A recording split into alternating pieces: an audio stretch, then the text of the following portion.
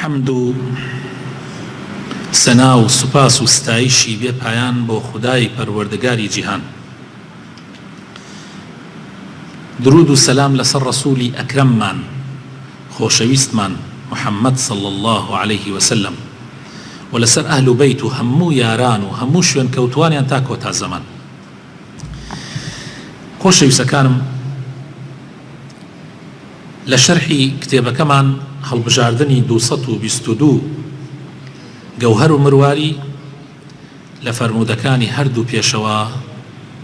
مسلیم و بوخاری گەیشتینە فەرموودەی ژمارە 166. ناونیشانی فەرموودەکە گەشتکردن پارچەیەکە لە ناڕەحەتی، واتە سەفەر قطعەیەکە لە عەزاب. عن أبي هريرة رضي الله عنه أن رسول الله صلى الله عليه وسلم قال: السفر قطعة من العذاب، السفر قطعة من العذاب، يمنع أحدكم طعامه وشرابه ونومه، فإذا قضى أحدكم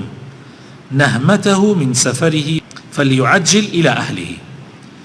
أخرجه البخاري جمارة 3001 ومسلمش 1927. پێغەمبەر ئەفەرمێ صلی الله عليه وسلم گەشت و سەفەرکردن پارچەیەکە لە ناڕەحەتی و عەزاب.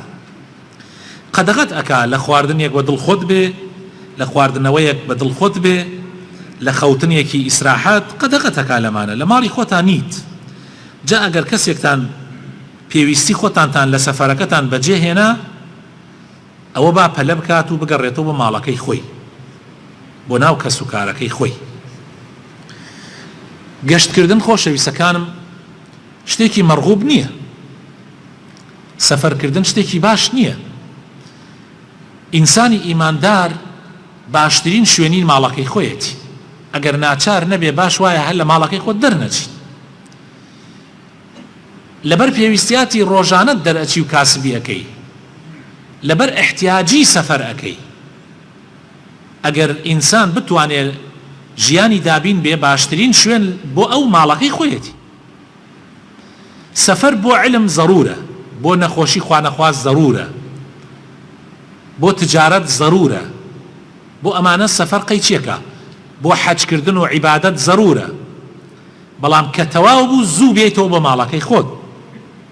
بە تایبەت لە ئاخر زەمانە خۆشەویستەکانم، رسول الله صلى الله عليه وسلم لە حەدیثێکە ئەفەرمێ، طبعا لو حديثة پێغەمبەری خوا صلى الله عليه وسلم زۆر باسی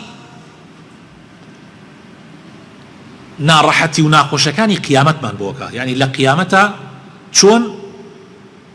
فیتنە پەیا ئەبێ، چۆن مەشاکل پەیا ئەبێ، چۆن ئاژاوە پەیا ئەبێ،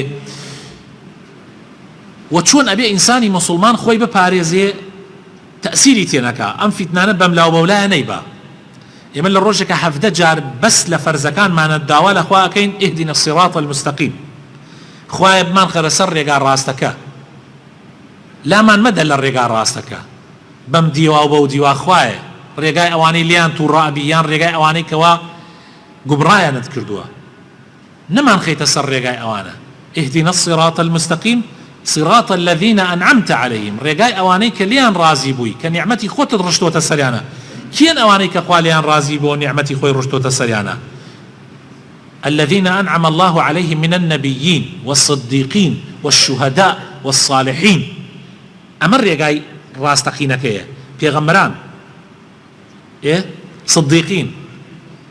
صالحین، شەهیداکان،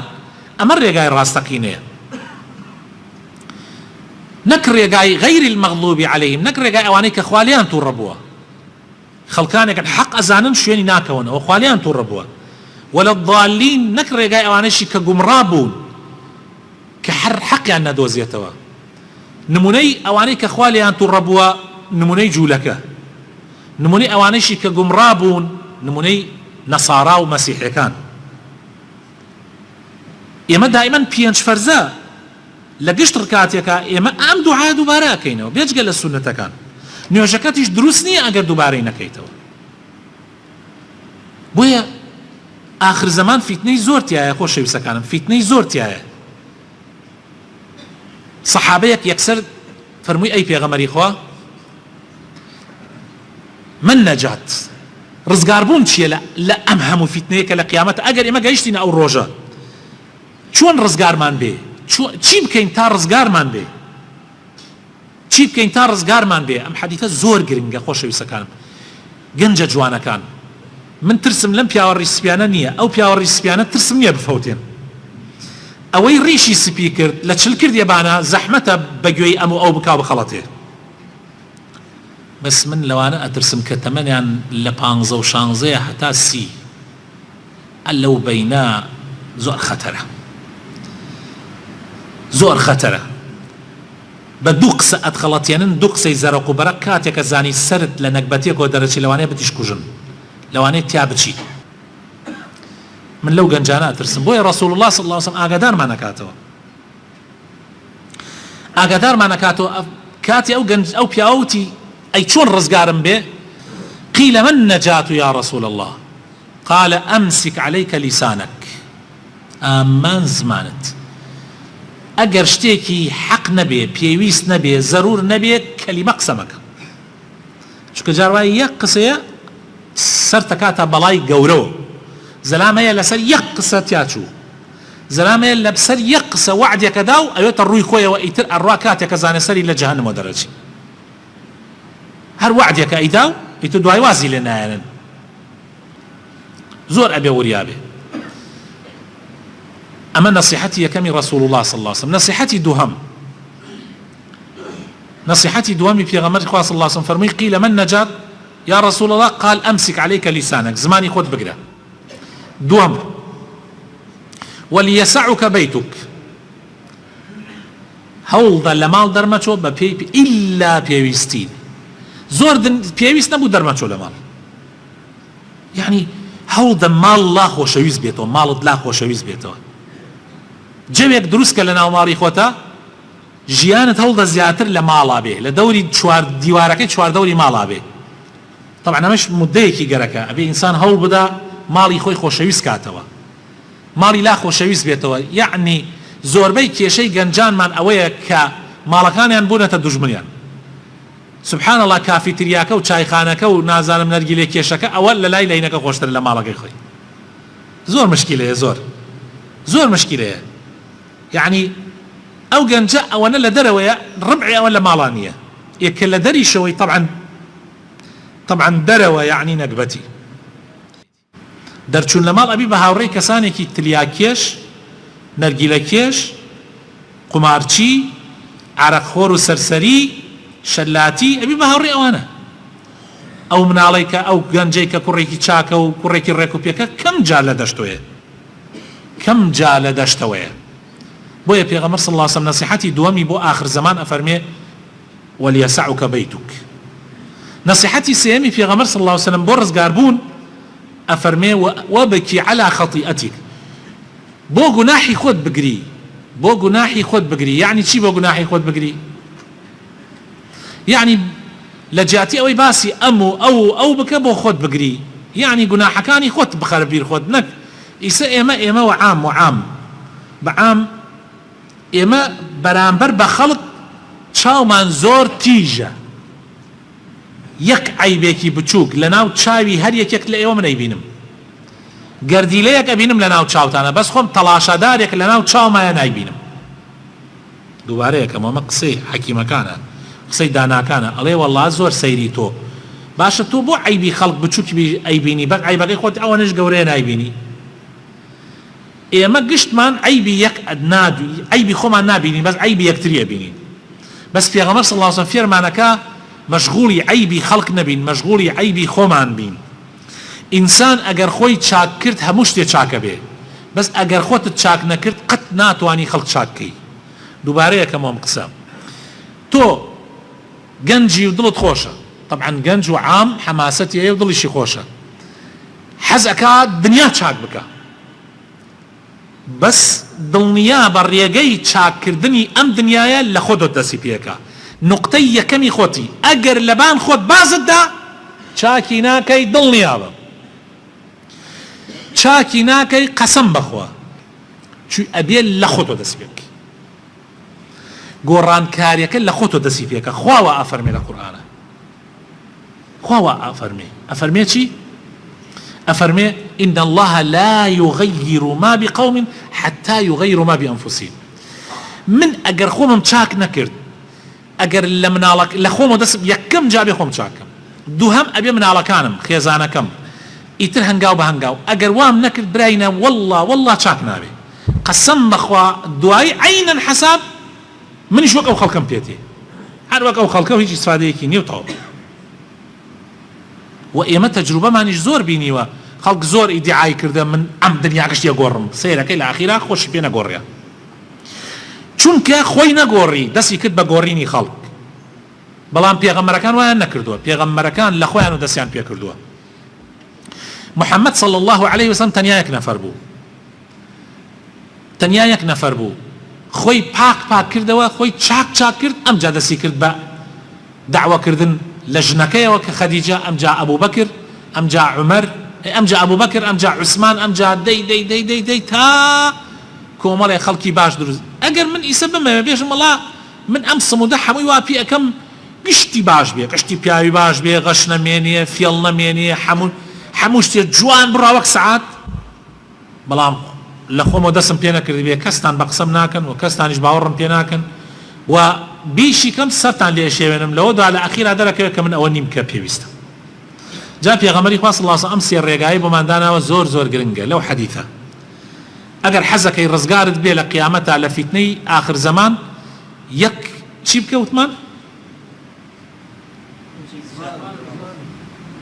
ئاگات لە زمان بێ. دوو چی بکەی؟ ماڵ نە دەرمەچۆ، مەجبوری دەرچی بە پێی پێویست دەرچوو. سێ خەریک خۆت بە، بۆ گوناحی خۆت بگیرێ، من پێویست ناکە بە گوناح تو بگرن، پێویست ناکە بگریم ئایا عالەمە گشتی فەوتیا، ئای بزان من خۆم فەوتە، ئەگەر من خۆم نەفەوتیاوێتم ئینجا بۆ خەڵک بگریم، بەس من ئەگەر خۆم فەوتیاوێتم کاکە با ڕۆ بۆ خۆم بکەم، ڕۆ بۆ خۆم بکەم. من خەڵک چی سفادێک من یەک قسەیەکەم هەیە دائیمەن وتومە، دائیمەن من ئەڵێم ئەم عالەمە هەر هەمووی بچێتە بەهەشتۆ، ئیسە من وتارێک بدەم بە یەک وتار هەموو دنیا کە 7 ملیار کەسە هەر هەمووی بە وتارەکە من چێتە بەهەشتۆ، من خۆم چوومە جەهەنەمەوە، سوودیە یان نییە؟ هەیەتی یان نییە براینە؟ بۆ من هیچ سوودی نییە. بەس من ئەگەر خۆمم چاک کرد و چوومە بەهەشتۆ، ئەگەر هەر 7 ملیارەکە خەڵک بچێتە جەهەنەمەوە بۆ من زەرەرەکە، زەرەری بۆ شخصی خۆم هێنە. کەوابوو لە خۆتۆ دەستی پێ بکە، کەوابوو لە خۆتۆ دەستی پێ بکە، خۆت چاکە، خۆت پاککەرەوە بۆ خۆت بگری، ئەگەر عیبێکت هەیە، ئەگەر غیبەت ئەەکەی، ئەگەر پیاوێکی خراپی خۆت چاکە. بەڵێ فرمودەی 167 پاداشتی ئەو کەسانەی قورئان نەخوێننەوە. عن عائشة رضي الله عنها قالت قال رسول الله صلى الله عليه وسلم الذي يقرأ القرآن وهو ماهر به مع السفرة الكرام البررة، والذي يقرأ القرآن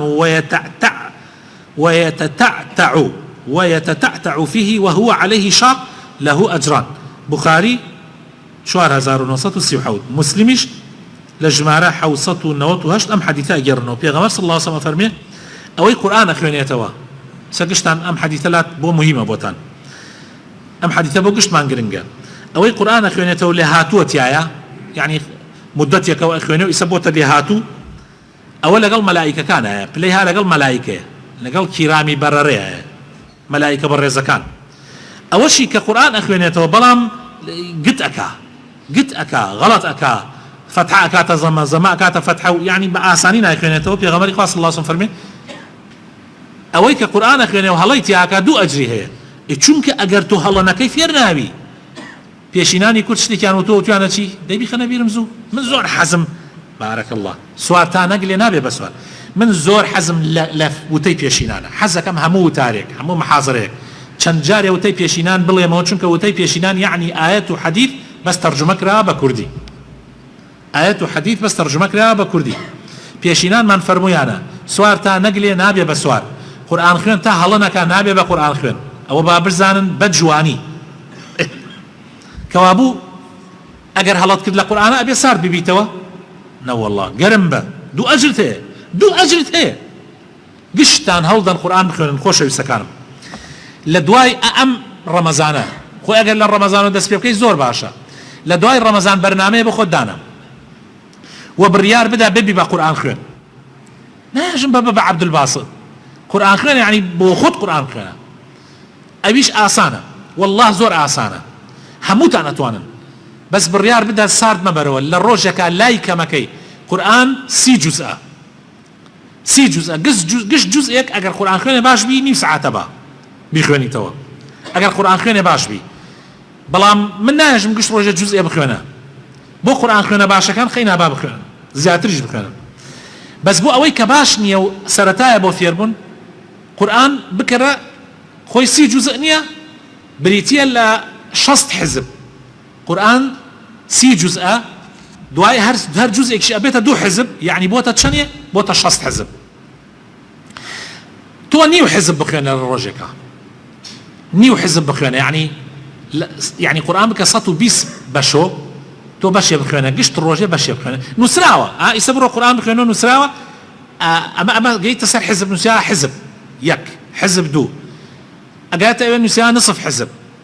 تۆ نصف حزب بخوێنە گشت ڕۆژێ نیم حزب بخوێنە گشت ڕۆژێ نیم حزب بخوێنە هەوڵدە فێر بە ئەگەر قورآن خوێنێ باشیتیش هەوڵدە لەگەڵ تەرجمەی کوردی تەفسیرێکی کوردیش پێیاکە عەزیزەکەم جا مەبەستم ئەگەر بۆتان کرا هیمەت بکەن و خەڵکانێک هەبوون ئێستا لە مزگەوتەی خۆمانە خوێناوەریان نەبوو یەک کەلیمە لەم مزگەوتەی خۆمان ئێستا قورآنە خوێنن طبعا کوردیەکەشی بخوێن تۆ پاداشتت هەیە بەس تۆ هەوڵدە قورآنەکەش بخوێنە ئەگەر بڵی نازانم قەڵەمی قورآن هەیە لە بازار قەمیسێکە کڕی پانتۆڵێکە کڕی قاتێک کوردیە کڕی 60-70 هەزار دیناری پێدەی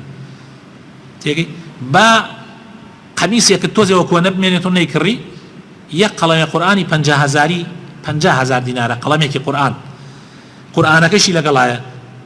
ئەیتر هەر لە ئەوڵەبی خەرەسەری بۆ تێخوێنێتەوە تۆش لەگەڵی خوێنیتەوە ئەنی خۆی بۆ تێخوێنێتەوە ئەگەر بتشێوە بە چەند دەنگ بۆ تەخوێنێتەوە تەفسیرەکەتیش بە کوردی بووەکە هەیە لە بازار هەیە ئەو قەڵەم قورآنە بکڕن و فێری قورآن بن چونکە ئەم قورآنە منهەجی ژیانە برایینە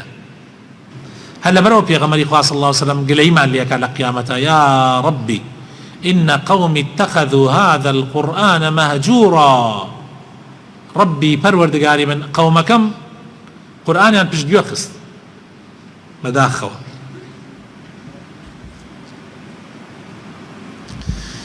فرمودش جمارة 168 عن أبي مسعود البدري طبعا ناو نشانكي قوري دو آياتي كوتاي سورة بقرة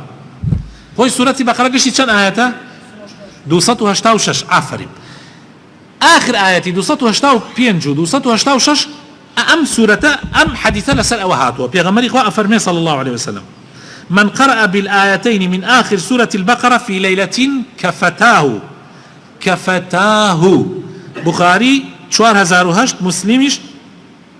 808 بيغمري إخوة أفرمي صلى الله عليه وسلم تو سير يعني أم دو آياتا چند بيروزة بيغمري إخوة أفرمي صلى الله عليه وسلم أفرمي هر كسي دو آياتي أخيري سورة بقرة بخيون إلا الشعيكا برلا خوتن ايتر بسيتي يعني شي بسيتي يعني حتى بياني ترسي نبيت إن شاء الله باريز راو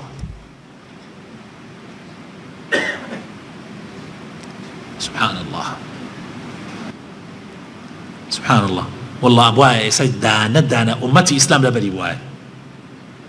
أبي دانا وقت سورة فاتحة أو سورة أو آية مان لبر بواي أو دو آيات لبر جرنجي چونك إيما زور بيويست من بيتي هر بو دنيايش زور بيويست من بيتي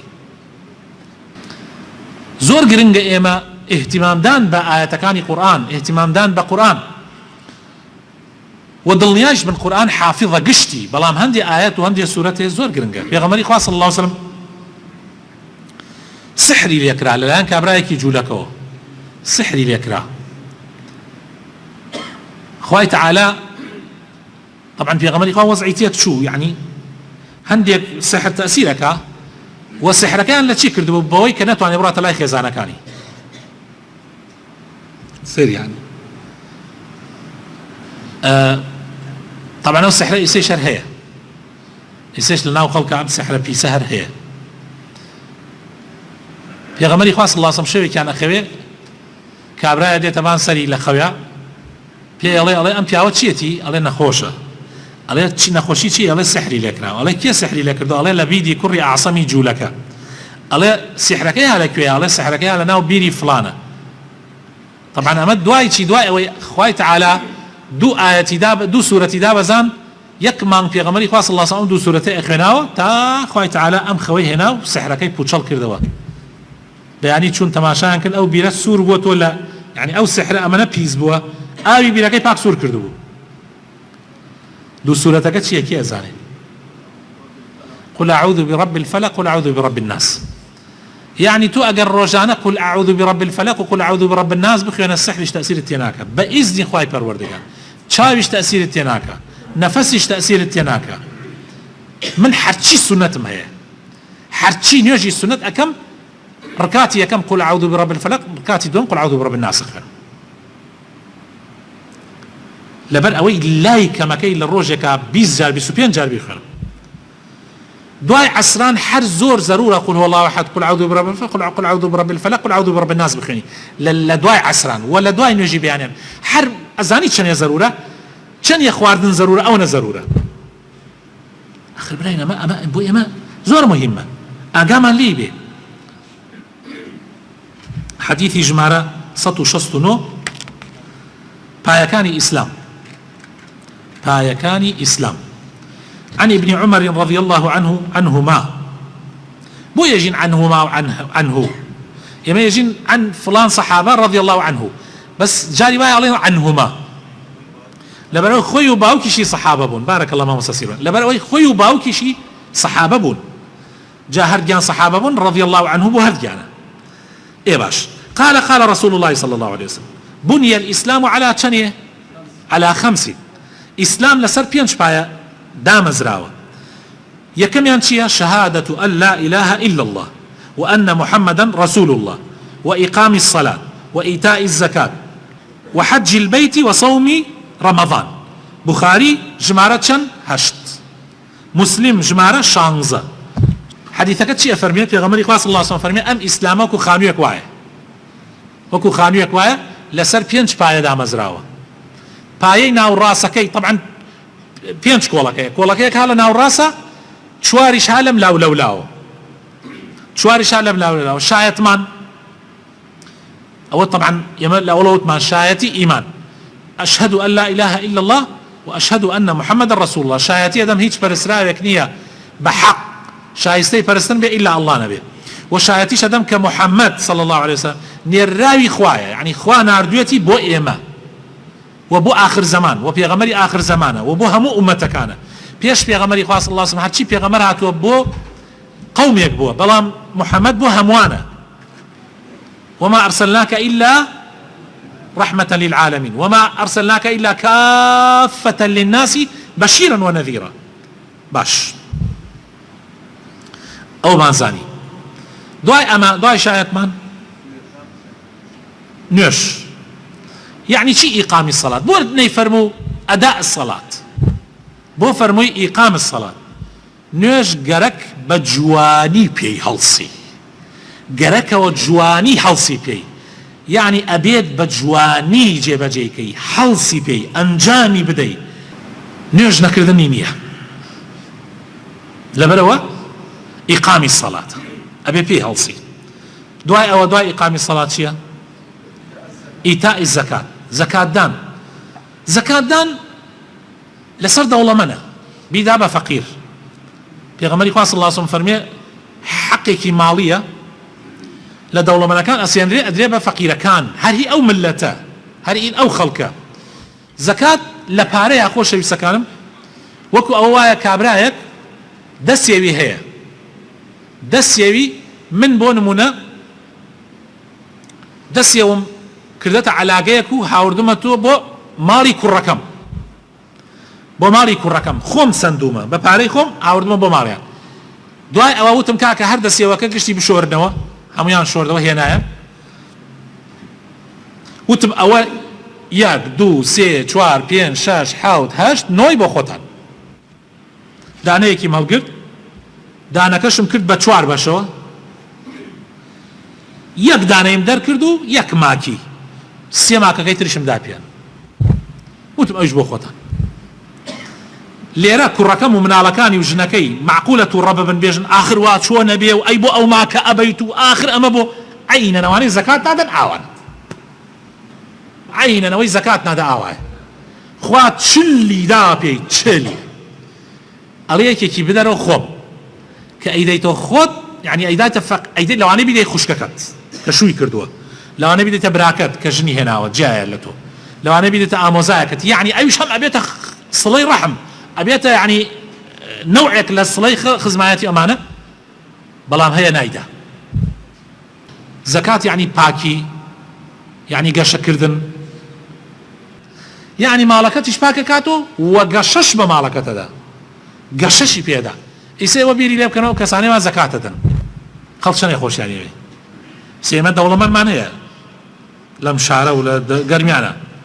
ئەوانەی کە ئەهلی خێرن و دەوڵەمەند و خێرەکەن و خەڵک فەقیرە چێتەلانی یارمەتیە دەن و زەکات ئەدەن و گەشت خەڵک خۆشیانی گەرەکە توانم ناوەکانیان بڵێم فڵانە کەس گشت عالەم خۆشەوێ بەس ئەوەی کە زەکات نادا و خێر ناکا و هات شوێ مزگەوت ناکا و پارەکەی بەس بۆ خۆی هەڵگردە و ئەمانە خەڵک خۆشی ناوێت جا خۆشەویستی خەڵکیش زۆر گرنگە خۆشەویستەکانم کاتێ لێتە قەومێ زانی خەڵکی خۆشەویستی خەڵک چەند موهیمە کاتێ لێتە قەومێ ئەو کاتە ئەزانی ئەگەر خەڵک خۆشتی گەرەک بێت چەند گرنگە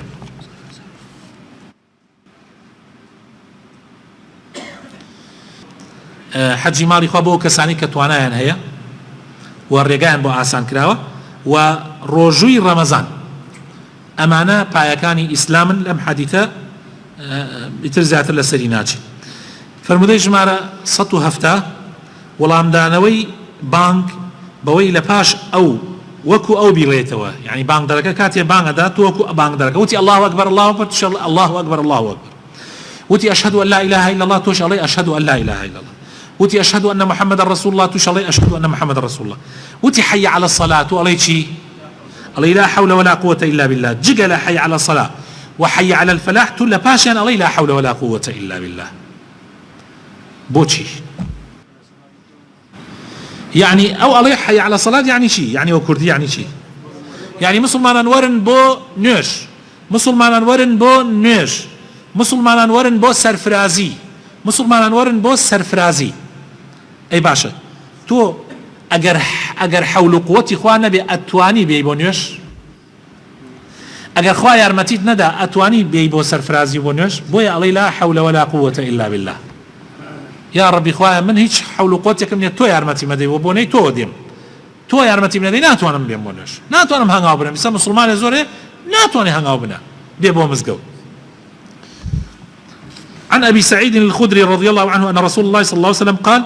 إذا سمعتم النداء فقولوا كما يقول المؤذن أما أمر يعني إما قرجوا من لبان دربو با أو بلين وكا بان در إليتوا وكو أو تنها لو دو حالتان به وبيانيانش أقروتي الصلاة خير من النوم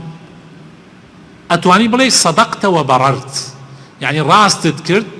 وقس كانت تواو جي خويتي أتواني آوا بلي أشتواني هر بلي الصلاة خير من النوم أم حديثة إمام بخاري لجمارة 611 وإمام مسلم لجمارة 380 سي أم حديثان يراوته دا وكان الله تعالى هدايته ملاك من بدا رحمن بيبكا وطاعة عبادة من قبول بكا